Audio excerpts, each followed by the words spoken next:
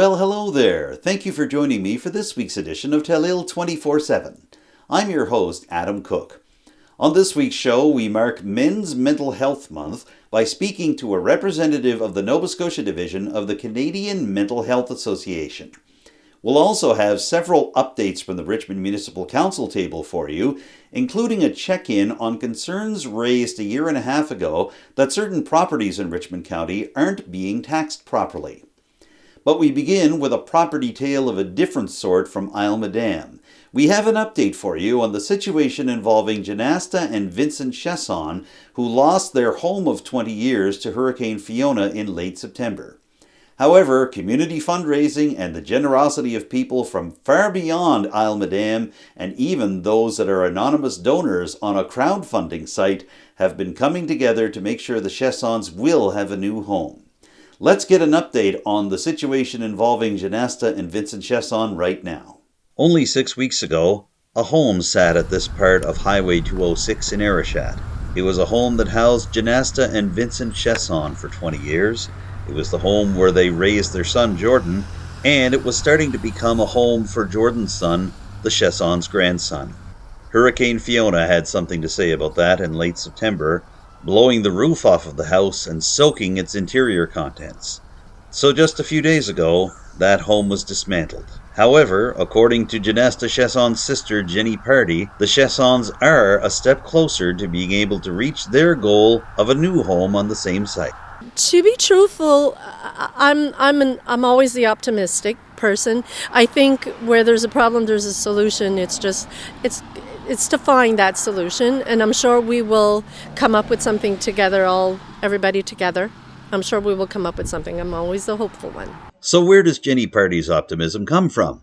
Well, for starters, a GoFundMe campaign set up by Pardy's son Cody Pardy just a couple of days after the hurricane came through has raised over $16,800 for the Chessons.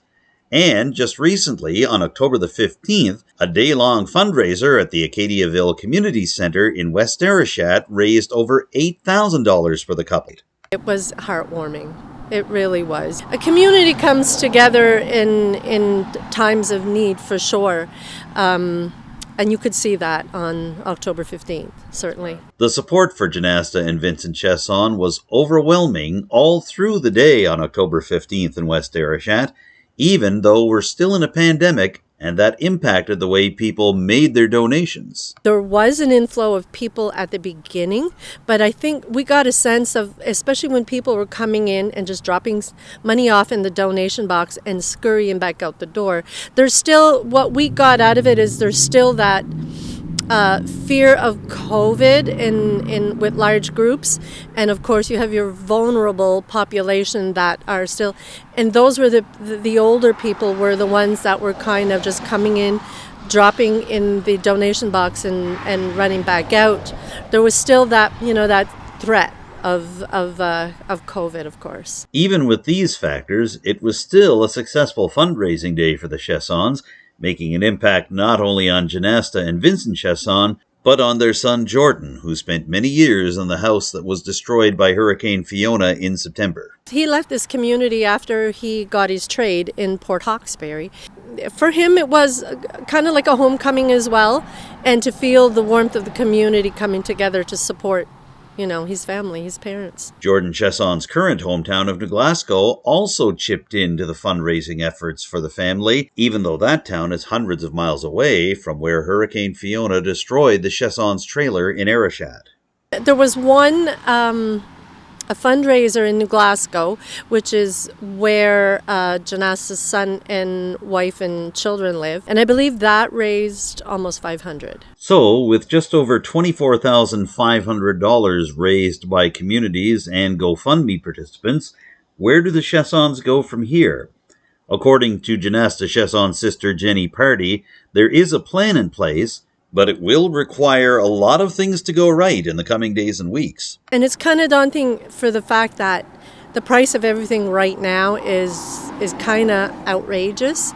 So when you're looking at, as you can see here, they staked out an area behind me where my husband Kevin did up some plans for a small a small house of 14 by 28, and they were in the process of getting prices and like a price list to see how much it would cost, and it's still a bit over what was raised. Another option was they did go yesterday to see a small mini home in the Louisdale area, and the seller, it looks like he may be able to get within the budget that they do have. The big issue right now is the cost of having it taken from Louisdale to the Arichat area.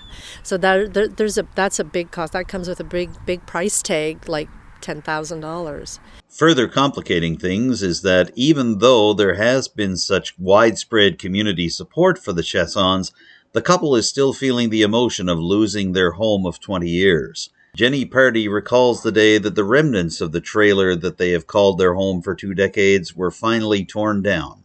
At this moment, I would say that it is still a bit overwhelming, but the day that they dismantled the trailer and took it out in dump trucks was a difficult day for them. It was definitely a difficult day. They're still feeling the support of the community, definitely, because they're still getting texts and messages of encouraging words and support. Right now, as I was saying, it's kind of overwhelming for them because there's so much. If you build, there's building codes, and and with the mini home that I mentioned, there's permits, and then there's how do you get it here. So they're still hopeful, but it is a bit overwhelming. Despite all these factors, the Chessons are still grateful for the support of their own community and people far and wide, including anonymous donors to the GoFundMe page set up by nephew Cody Pardee in September. It's just a matter of figuring it all out, I guess. They're trying to figure out what they can do. Not what they can't do, but what they can do. Reporting in Arichat and West Arichat for Telile 24/7, I'm Adam Cook. Wind energy has taken center stage on the provincial and local levels in recent weeks. The Nova Scotia government introduced legislation earlier this fall to increase the amount of wind energy being produced in the province. The minister responsible for natural resources and renewables, Tim Hallman, mentioned the Strait of Canso several times in terms of the regions that are most likely to be able to generate the wind energy that the province needs. At the same time, a new company that has taken control of the New Star Terminal site in Point Tupper, Everwind Fuels, has been holding open houses in the Strait area to explain how it plans to develop green hydrogen. 2 of those open houses took place earlier this week in Arichat and St. Peter's. And while all this is going on, Richmond Municipal Council is taking another look at its own wind turbine policy. Here's Warden Amanda Mumbercat to explain what Council hopes to achieve by revising the policy, not just for residential users, but for business users as well. That really was almost an information update. We had asked staff to check out what was happening in other areas of the region to see who's got what kind of wind turbine bylaws and where we fit on the continuum. And so we're going to continue to do some work, some homework on that. Council really hasn't expressed a concrete direction other than to say it should be updated. The bylaw is, I think, from 2010, and certainly with all of the interest in clean hydrogen and clean ammonia and other clean fuels production in Point Tupper right now, we certainly need to make sure we have modern bylaws so that we're not changing the goalposts for developers, and that so we're protecting the interests of communities as well. So.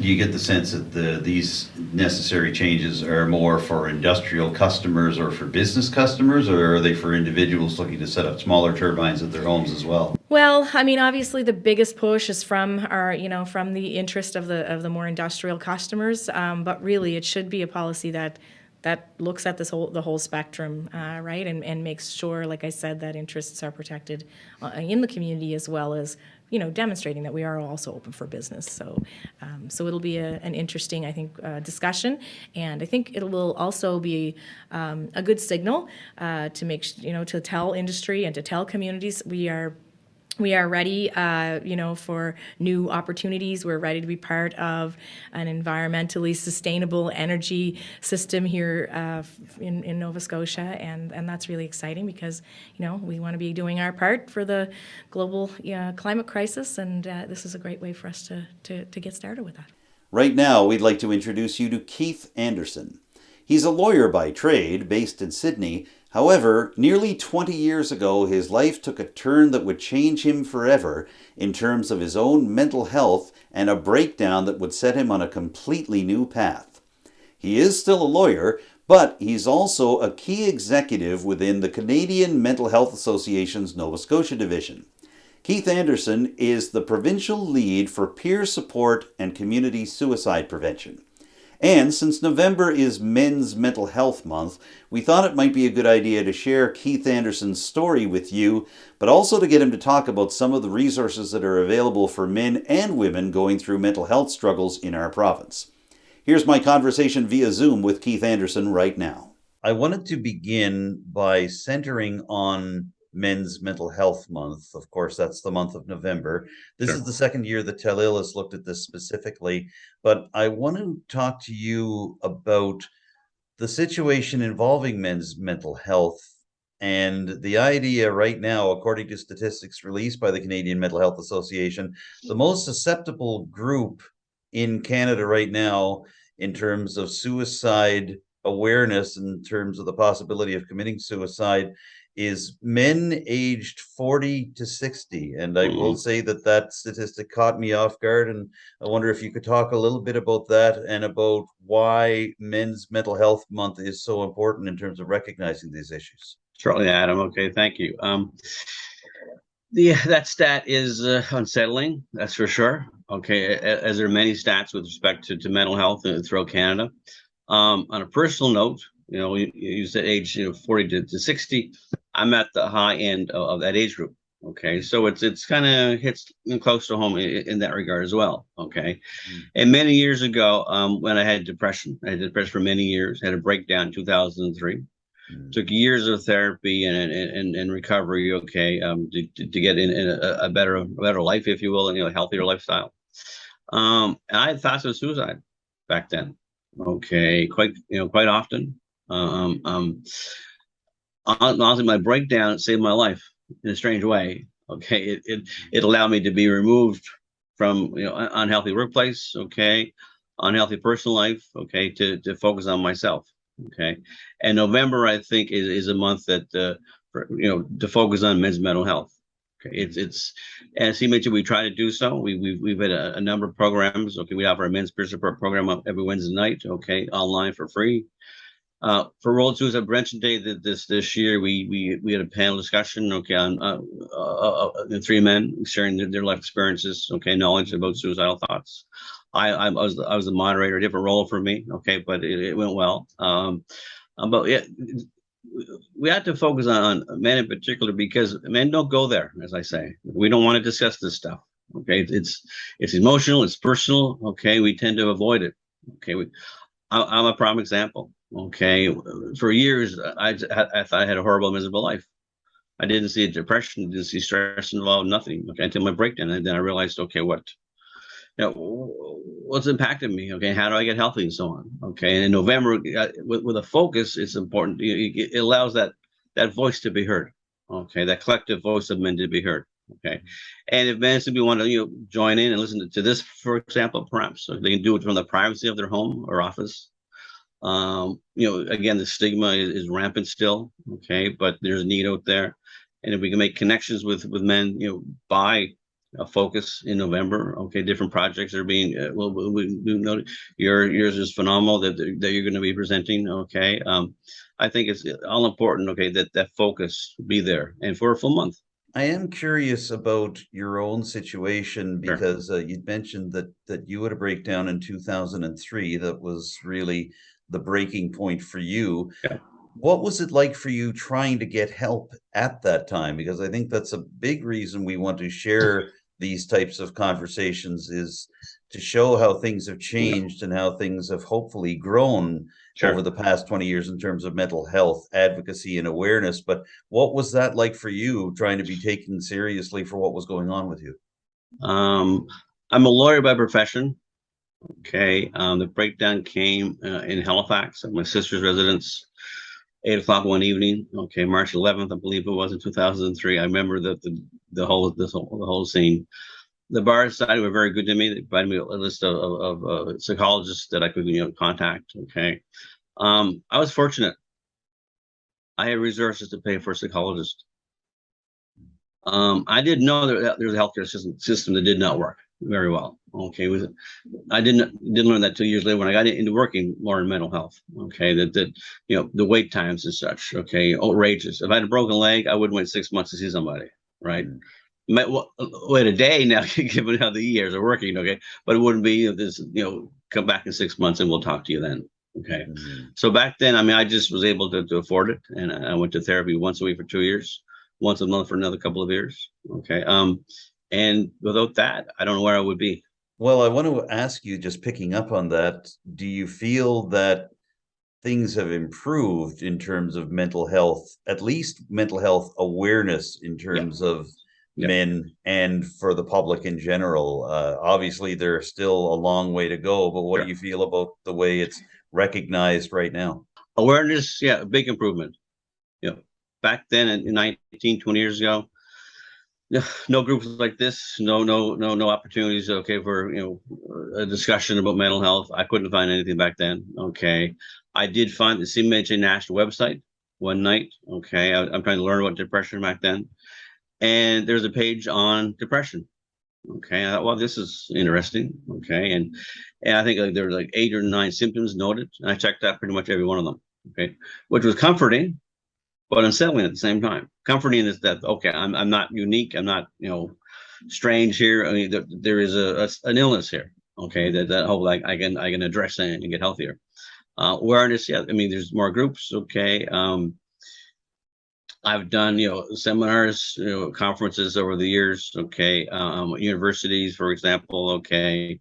Some legal events, some mental health conferences. There's more of an awareness for sure. Okay. Here's a prime example. Okay. About 10 years ago, I wrote to the Commonwealth Law Association in London. Okay. I was looking for anything. I was home, not doing much about getting healthy. Okay. And I found them online. I said, hey, I'm a lawyer, I had depression. Okay. What can we do together? They were back. Great idea. All the best, kind of thing. Okay. Which I kind of expected.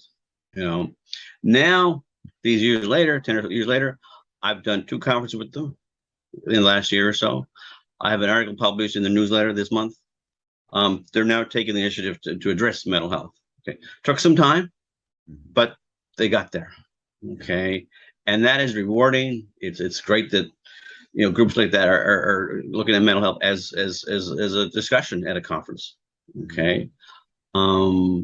So it's coming, baby steps. We'll say, but it's growing now very quickly, I think. Yeah, I'm glad to hear that, and it's important when we circle back to Men's Mental Health Month. Some of the research I've done preparing for this interview, there were comments made that symptoms of mental health present themselves differently in men, and I'm just wondering if you might be able to talk a little bit about that. Well, what's different about the way that men experience mental health?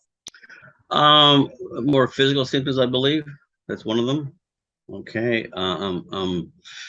In my case, and I tend to speak about myself, okay, because that's my best reference is myself. For me, I didn't sleep. Okay, insomnia for days and months. I didn't eat lunches. I cut off relationships. Okay, the most incredible woman I've ever met. Okay, gone because of my depression many years ago. Okay, and isolated. You just felt like you were worthless, shattered, self-confidence gone, self-esteem gone. As a lawyer, I had self-confidence. I can stay in a courtroom, do a 5-day trial. Okay, not easy, but I enjoyed it. Okay, it was part of what I did, and I enjoyed that aspect of it. Okay, I couldn't leave my house for years. I had my breakdown. I went to therapy once a week. That was the treat of the week, was to go to therapy. So, I mean, we see even just in your own personal experience how difficult this can all be. And there's often the pressure, especially growing up in rural Atlantic Canada, For sure. that if a man or a young boy has a mental problem, you're supposed to pull up your socks and just go on. Oh yeah, you don't talk about it. Especially men. Men don't go there, as I've said. Okay. Yeah. I've had fellow lawyers telling me, Keith, when I started doing this years ago, okay, Keith, like, we don't talk about that stuff. Okay. But they'd be the same lawyers who went home every night and had a drink. And that was their self-medication to get through the day. Yeah. Okay. Or smoke, the same thing. Okay. And that was okay. That was acceptable. Okay. But we don't talk about the real core problem. Well, we're glad that you have kept talking about it. You had a successful blog about your mental health experiences for many years. Yeah. And last year, that blog turned into a book. Can you tell us a little bit about that and what that experience was like for you? Well, thanks for the chance. Okay. Very proud of the book. Okay. I launched my own initiative about 6 years ago, Worth Living Mental Health. Okay. The first time I written about my journey, as I call it, okay, was an op-ed in the National Post newspaper, okay, in 2008, I believe it was, okay. And I just sent this email to an editor there, okay, and wrote back saying, yeah, it's a fit for what we're doing, a series of bouncing back, people who have struggles getting back on their feet. So good timing on my part, good luck on my part to get in. And the editor chose the title, How I Return to a Life Worth Living. Okay, so when it came time to do my own initiative, Worth Living had been with me from day one, so this I went with. Okay, and yeah, a blog. We had many people contribute to the blog, hundreds of people over the years that contributed from different places in Canada, U.S. and elsewhere. Okay, and then we did a podcast, and the person I did the podcast with, Kat Davis, she and I were talking one evening, and she said, "What about a book?" I said, sure, let's look at it. She said, where do we find people to write? I said, we have a blog for the last 5 years of people writing. I said, go to the blog and find people who are still interested in contributing, those kinds of things. So, we did that. And we had, I wrote the first chapter, and we had 11 other people write as well. Okay. Their personal journeys, very diverse group from Canada, United States, and one woman from Nigeria, different backgrounds, ages, genders, different illnesses. From depression, anxiety, bipolar, schizophrenia. I mean, it's a solid book. I mean, I'm very proud that people have contributed, for sure. Okay, I mean, to give up their time and to share, to go public, if you will. Okay, with their voices. Okay, and we had myself and I think 2 other men contribute. Okay, which is wonderful. Okay, and yeah, we want to share. Okay, so we have this book available now. Okay. And it's yeah, I'm very proud of what we've done. Okay, and for me to feel proud, that's rare. Okay, that's a tough one after coming from the darkness. Okay, to then be proud of something, that's a tough one. Okay, so to get to that level, Adam, where I feel proud of what I've done, I'm confident in what I've done. That's a big step for me, and the other authors as well, all of them. Okay. Well, I'm so glad that all of you have been able to feel this because, yeah, you're right. From the depths of mental illness, pride is not something that is felt very often. I guarantee you that. For sure.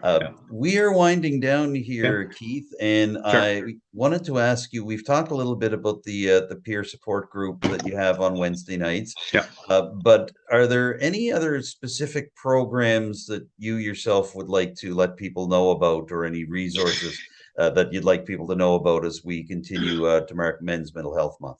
For sure, certainly. Like we do a men's group, like I said, on Wednesday evening for an hour. Okay. We've launched a Thrive Learning Center. Okay. Last January. CMHA does that. I've helped out. Okay. I've done some sessions, and they offer sessions. Okay. Throughout 3 or 4 months. Okay. From gratitude, I've done a session of gratitude to resources on mental health to procrastination. They're an hour or so, okay, free to attend. Okay, you can register online through the website, okay, for CMHA.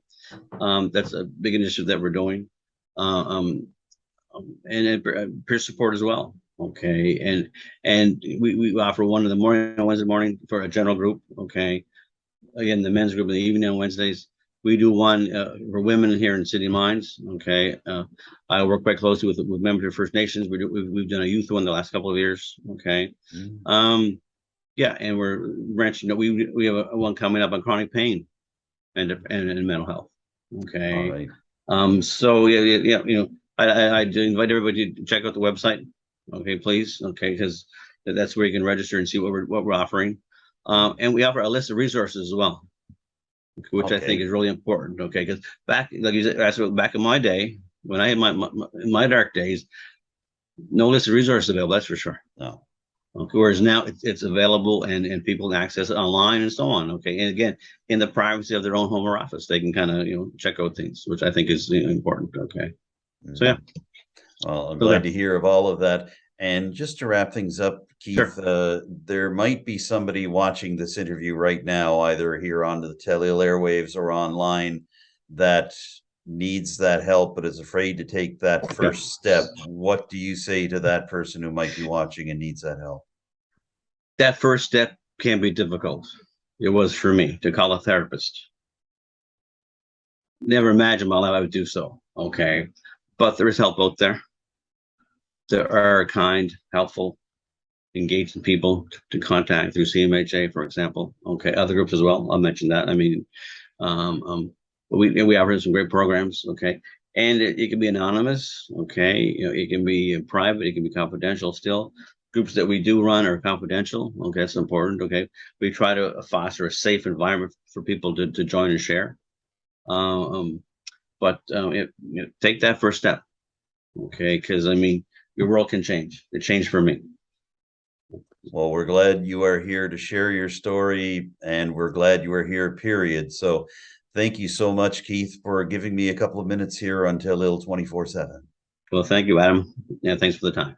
No trouble at all. Keith Anderson is the Provincial Lead for Peer Support and Community Suicide Prevention for the Canadian Mental Health Association's Nova Scotia Division. We've been speaking to him via Zoom from his office in Sydney. Some of you may remember that just over a year ago, Richmond Municipal Council submitted Langley Lane as its key priority for J-class road improvements under a provincial program designed to upgrade these secondary roads. Well, it turns out Langley Lane is still facing some problems, and that Point Tupper community was the focus of its Richmond Municipal Councillor, District 3 Representative Melanie Sampson, at the recent regular meeting of Richmond Municipal Council in Arichat. Here is what Councillor Sampson had to say about Langley Lane, and here is what the Municipal Council and staff are planning to do about it. So after the meeting where we had decided to pass on the paving of Langley Lane, I've just continued to think about the state of that road, and I'm just wondering if there's an appetite for council to support me in requesting that staff do a little investigation in terms of, we know that the program that we had been sort of approved for, that's not going to work for just regular repairs. But if there was some other type of program or some funding through the Provincial Department of Public Works to maybe get some work done on that road, if it was a cost shared piece. So we had approved a budget in our CCBF to do that road, with the intention of paving it. But really at that time, it was because that was the only avenue we had to get any work done that we could impact the decision. And so I would just, again, just asking if other councillors are in support of me requesting that perhaps Troy and his team do a little investigation to see what's possible. If we could kind of move those funds to a different, still the same road to get work done, but maybe through a different program or a different kind of funding partnership. Because it's in a terrible state. Deplorable condition. Yeah. Just unbelievable. Okay. It could potentially have impact on other projects as well, so it would be good information to have, I'm sure. Yeah. Councillors? I guess the only concern I would have, and I don't think, well, and I could be wrong, but I believe the CCBF is the only fund we have available to us to use. I'm not opposed to having staff look into it. I don't believe we have another option available to us other than the. I think Councillor Sampson is suggesting there might be provincial funds. that could go with our CCBF. Right, we already have money set aside for that road. The intent was that we would be cost sharing a paving project for that road. So what I'm saying is, I'm not necessarily asking that, that we spend more than what we had allocated to Langley Lane, but maybe even less than that budget we had set aside in the CCBF, and then hopefully maybe the province may have something that they can pull with our money to do something there. Because I think in the past, when we've been asking for ditching and grading and gravel and all those pieces, it's been under the premise that the province would pay the whole piece, right? And so they're hesitant to do that, which I can understand. So I'd just like to, I think, again, not to commit that we would do it, but like, what would be the options and what would that cost look like? I'd be willing to second that as well, because I think a lot of what we have encountered is there's some of these J-class roads that are dirt roads that residents would probably be more than satisfied if they were properly maintained. However, the condition they're in is subpar at this point, to put it mildly, and it seemed as if the paving was our only option, but it would be nice to find out, is there any other way? Right. Because we are paying a fee annually to maintain these roads, but there's a question as to what we have to show for it. Every 10 years, the Nova Scotia Utility and Review Board consults with municipal governments around the province to see about how municipal boundaries and the number of municipal councillors in a given municipality are working out. Hearings regarding this subject recently took place around Richmond County, and the municipality is now gearing up for the second stage of its boundary review. Here's Warden Amanda Mumberket to explain where we are now. So we do have the second phase of our boundary review underway. The consultants have held a couple of public information sessions in Arichat and St. Peters in the last, I think, week or so. And now the public will be able to comment on what they're proposing for the number of councillors and the boundaries of the districts within the county. So that will be open for a period of time. I don't have the exact dates. I know the consultants and we are more concerned with making sure we have fulsome public feedback as opposed to putting an arbitrary timeline on it. But the reality is we are working towards a deadline of getting that information kind of completed and before council in November, so that we can make a determination as a council, approve a recommendation that will have to go forward to UARB before the end of this calendar year. So time is ticking for sure. In recent weeks here on Telile 24/7, we've been telling you about changes to the Cape Breton Island Tourism Marketing Levy. At the request of Destination Cape Breton Association and its various members, the provincial government recently announced that it was going to overhaul the legislation regarding the marketing levy that's included in room fees for everything from hotels and motels to bed and breakfasts. Now, municipalities are going to have the opportunity to determine how the marketing levy should be set. However, the recent discussion on the marketing levy at the Richmond Municipal Council table led to more conversation about whether properties involving tourism, but also outside of the accommodation sector, are being taxed properly within Richmond County's boundaries. Not only did this generate great discussion among municipal councillors, it also got people visiting last week's regular monthly council meeting talking about it, and even somebody watching at home. So we're going to share the discussion with you right now about the Cape Breton Island Tourism Marketing Levy, but also about the wider discussion about whether tourism properties and other Richmond County properties are being properly taxed. More information was requested related to the seasonal property tax rebate program. And so many thanks to the staff for following up on that. We got an excellent, we have an excellent letter here kind of providing an overview in Richmond County. And it's from Jason through you, Troy, so thank you for that. Jason provided some information about the eligibility under that seasonal tourist business designation program. It does provide a reduced tax rate of 25% for some eligible properties. In Richmond County right now, I believe there are 8. So they're in the few. But in terms of the impact on property tax of that program, it looks to be, fairly minimal. We still would see the commercial businesses paying that higher tax rate compared to an Airbnb, which is, I think, where a lot of the conversation was coming from last time. And again, the property tax is not directly related to the marketing levy. The marketing levy is an in and an out. It's something that the business doesn't pay, they collect and remit. And then, as opposed to the property tax, which is a direct cost to them. So, so given this information, I am wondering if council would be in favor of providing that letter of support. And the three items were that the new legislation state that the levy apply to all fixed roof accommodations as defined in the Tourism Accommodation Registry Act, regardless of the number of rooms. 2, that the language for usage of the funds be changed to funds collected to be used exclusively on activities and programs that directly support the development of the tourism industry and the marketing destinations from which they were generated. And that would allow the funds to be used in areas like addressing the workforce shortage, in addition to marketing. And the third one was that there's a seamless process to replace the current Cape Breton Island Marketing Levy Act with the new legislation, so there's no impact on planning for destination Cape Breton and on budget specifically. So those are the three things they're looking for the letter of support to address. Given the information that's been collected and the discussions we've had, I just would like to check in with councillors if you'd be interested in providing that letter. The information regarding the seasonal tourist business designation tax reduction program really wasn't the deciding factor when we originally talked about providing a letter of support. At that time, our original hesitation was just to see what other municipal units were doing in response to Terry's presentation to them. Right. So we still haven't gotten any more information in regards to what other municipal units have done. Yeah. And what they've decided in terms of letters of support. That's right.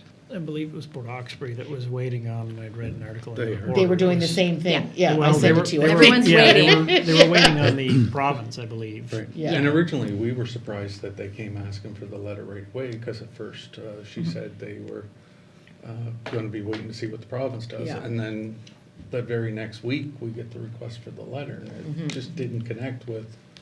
Well, the province provided information sessions, right? And so I think we both sat in on them. Yep. And what the province is intending to do is to say that it would be at least one room. So they're not going to say all, they're going to say it would have to be at least one, and then allow municipalities to make the decision at the bylaw level. So the province is not going to provide us with direction on that. Right. Whereas this letter would almost push them to try to Right. make some more concrete parameters around. Well, and something consistent across the Yeah. province, so we don't Yeah. have 50-some municipalities with 50-some different rules. Yeah. And apologies, councillor, I missed the part B of that one. Yeah. Reaching out to the other municipalities, Yeah. otherwise we would have. I don't know, like. I don't think the decisions have been made To yet. the deputy's point, I don't think that those decisions have been made. I saw that reporter article as well that said that they were waiting as well. Yeah. But I mean, somebody has to be first out of the gate here, so, maybe it's time for us to stop the waiting. I'm just reading again, for the probably fifth time, and I'm trying to break down the letter we got from our CFO. And again, I know it's not directly relevant to what we were looking at. However, he states in the letter that the assessment for a motel in the area would be $1.61 per $100 worth of assessment. So again, that part of that was my issue. The other part, and I guess maybe that's something that gets brought up with PVSC, is that the assessment for the larger accommodations are much lower than the assessments for a lot of the Airbnbs. But they're not, right? That's the letter stating that they're not. The Airbnbs oftentimes are at the residential rate of 85 Right. cents. So what this was explaining is just that even if you got that 25% reduction, they're still significantly higher. And I understand that. However, if you look at the assessment value, The property value assessment. correct, is much lower than some of the Airbnbs that are being used. So So a single Airbnb Is you're valued saying the more, property value correct. is more valuable than, say, Dundee Resort. 100%. But those are determined by PVSC, that has nothing to do with us. That's right. Well, it doesn't, but at the end of the day, if we're looking at implementing, I know it's an in and an out to the business. However, it's an expense that the business has to show to the consumer that he doesn't have to show currently. Yeah, if you were under 10 units right now. Right. It's not something that you're charging, yeah. But the thought behind this is to provide a more level playing field. That's right. That's the point. So that's my question, more level playing field for who? Everybody. For everyone. Because right now, like you give the example in Inverness County where you had somewhere that had 11 units, they have to charge that rate to any tourists coming in. You have somewhere a quarter mile away or a half, whatever it may be, with 8 units, and they don't have to charge that 2%, I believe it is at the moment. Understandably so. So at the same time, then, are you going to give the, and I guess that's the trade-off is if you're registered as commercial, as then you're paying at the $1.60 a one, and if you're registered as residential, then you're paying at the 81 cents or 85 cents. No, they could be both commercial. Yeah, not necessarily, because you could be registered as commercial and paying the full rate. You have to qualify for that discount where you have to be closed for, I believe it's, what did they say, 4 months of the year, I at a think, minimum. So if you had a motel that was open year-round, they would never qualify for that rate. However, if they're seasonal, and let's say they're a 6-month operation, they'll get a 25% reduction, when in reality, they're only open 50% of the time, right? Maybe we do need to have a separate conversation on the impact of the seasonal tourist business designation, because it really does create a disincentive for businesses to stay open year-round, right? Now, there are some that are not going to do that anyway, and so maybe that still makes sense, but I wonder if it is a conversation that should be had. Like when I think of Richmond County especially, we have such a 12-month of the year economy here. It's, we're less seasonal, I guess, in nature. Less likely to have accommodations who are shutting down for 4 months. Exactly, which is probably why the number is 8 here in Richmond County. It's probably a lot more in other places, Yeah. I don't know. But, anyway, but that's to me, that's a bit of a separate conversation. And just kind of bring us back to the levy. We can make a couple of decisions. We can choose to provide a letter of support for a couple of the items that Terry has requested, and not all of them. Although I will say, I think his key item is probably that all fixed roof accommodations, and not saying 10 or more. But regardless, it's up to us. We can say we support some and not all of it. We can say we support all of it. We can table this for later and wait to see if other municipalities in the region decide to move forward. I'm generally not one for kicking the can down the road, although I could go either way on this evening, but maybe, I don't know if there is an appetite to wait to see if staff can reach out to other municipalities to hear back as to where they feel they're at before we make a decision. Okay. Just because I think a lot of it is we want to be on the same page on this, right? Mm-hmm. Sure. So we already had that kind of on the was docket, already so in we'll mind. leave Yeah. it there. We won't need a separate motion Leave for it that, on I don't think. unfinished. And Yeah. we'll leave it on unfinished business. Okay. Not only did Richmond municipal councillors have something to say about the situation involving taxing tourism properties and other structures, but visitors to the gallery at the regular monthly meeting of Richmond Council also had something to say. We're going to hear right now from former Richmond warden and Lewisdale resident Richie Cotton. It's on the assessments for, hotels and along that lines. I understood about going from the 2 to 3%, but I really got confused on the assessed value. That's, you could just enlighten me a little bit more on that. There was a discussion of the property tax situation about how much people would be paying based on their assessed value. It's really not connected to the marketing levy percentage at all. It shouldn't be, no. Yeah. That's where Yeah. I was getting confused. Yeah. I thought it was going to be an extra charge on top and everything. No, so Yeah. the marketing levy would be, well, it is now 2%, I think it would be 3% of the room rate that is being charged to the consumer. Okay. Yeah. And there was even some discussion on the phone lines going into Richmond Municipal Council at last week's regular meeting. Here is St. Peter's resident Jermaine McDonald with her questions about the whole situation. The 25% reduction to tourism operations, is the only criteria that you have to be closed a minimum of 4 months? No, Jermaine, there are actually several criteria. That's one of them. There are additional ones, but it's a provincial program, and I can certainly send you some information on the website link to it. I'm not as familiar with the details because it is provincial. It's not a municipal program. Okay. Yeah. That would be great. Thank you very much. No problem. And my second question would be, there's a lot of talk around the property valuations. There's been talk about, some properties that aren't being taxed at all, some that, the differences in the values seem, way off. Would it not be good for some collaboration between our tax department and property valuation and even maybe registry of deeds to look at the valuations that we have currently? Because if there are big inconsistencies, maybe if things are found and changes have to be made, it could mean more taxes for our coffers, which could mean a reduction in taxes for the taxpayers or more money for the coffers to do some badly needed infrastructure work or that type of thing. Yes. So I'm just, because I often hear that, it's the valuation services people, that's their job, but I would think that having a tax department, property tax department, that, that if there was some collaboration there.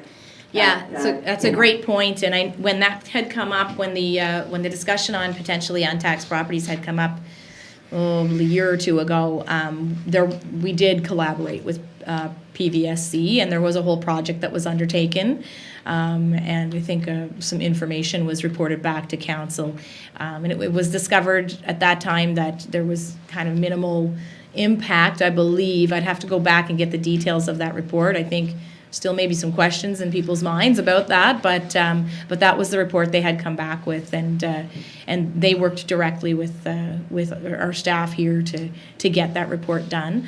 On the property valuation side, it rests so solely with PVSC, that assessment piece, but certainly, good suggestion to take forward to see if there maybe is anything that can be looked at in terms of, I don't want to say normalizing, but making sure that property valuations are equitable and standard, that type of thing. So I've spoken to some folks at PVSC before, the assessors, right? And I asked them really a lot of that question, in terms of how do they ensure that assessments are current? So lots of people will appeal their assessments because they feel they're too high. But what happens if it's felt that an assessment is too low? And so what she's, the way she explained it to me was, if those things are reported, then they get put on a list of things to investigate, and that they had a fair number of properties that they were working on. So they actually have a project where it's a bit of a rotation where they actually review assessments of properties to see whether or not they are high enough. So again, obviously it doesn't make sense to review every property all the time, but that it is part of their ongoing process to do some of that review work, and that if there are particular properties that that we're concerned about, that we're able to provide them with that information, and it sort of gets into the rotation of ones that they're going to look at. Just to add a little more insight, I guess, to the PVSC, and I spoke to our CAO just last week about this, and personally, it is a pet peeve of mine, and it hasn't dropped, but we have done a lot of work, and PVSC has done a lot of work, although I don't think they've done enough yet. So I did reach out to our CAO last week, and he will be, I guess, in touch with the revenue manager to just kind of look into the ones that are still not being taxed in Richmond County. Personally, there are still hundreds of property that are untaxed in Richmond County, and I believe, like everybody else, that what's fair for one is fair for all. So just a little more insight is that the CEO is just going to have a talk with our revenue manager, and he's just going to kind of probably, I don't know how he'll do it, but he'll probably make a little scale or a little color map or a little something just to find out within Richmond County who is taxed and who's not. Okay, like I said, with those comments, Councillor Digdon, when we're hearing that there's possibly residential property that's taxed higher than commercial properties that are, operating businesses, whether it be tourism or whatnot, that to me is a red flag, I guess, in terms of, something like that would or should be checked on. So I assume that, based on your comments, that is being checked, and so that's good to hear. And there you have it. That wraps up this week's edition of Telile 24/7. Thank you for tuning in, and a big thank you to my interview guests this week, Jenny Pardy, Keith Anderson, and Amanda Mumbercat. Special thanks to my colleagues at Telile Community Television for filming and formatting the footage from Richmond Municipal Council's regular monthly meeting just last week, Callen, Cowan, Nick Boudreau, and Becky Bourinot.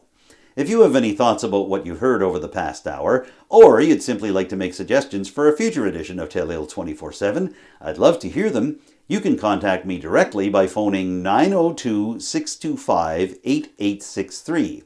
And you can also email me using the address adamjrcook, cook with an E, @gmail.com. Contact Telile Community Television directly at the station in Arichat. The phone number is 902-226-1928, and you can use the email address telile@telile.tv. Don't forget to follow Telile on social media. Our reach is expanding now as we have Telile channels on Facebook, YouTube, Twitter, Instagram, and even TikTok. And our YouTube channel features every single edition of Telile 24/7, including this one, as well as many other programs Telile has produced in recent weeks, especially the new French programs being produced by the latest addition to the Telile news team, Gabrielle Sampson. For now, I'm Adam Cook. Thank you once again for joining me on Telile 24/7 this week. I look forward to seeing you again next week with a brand new show. Bye for now.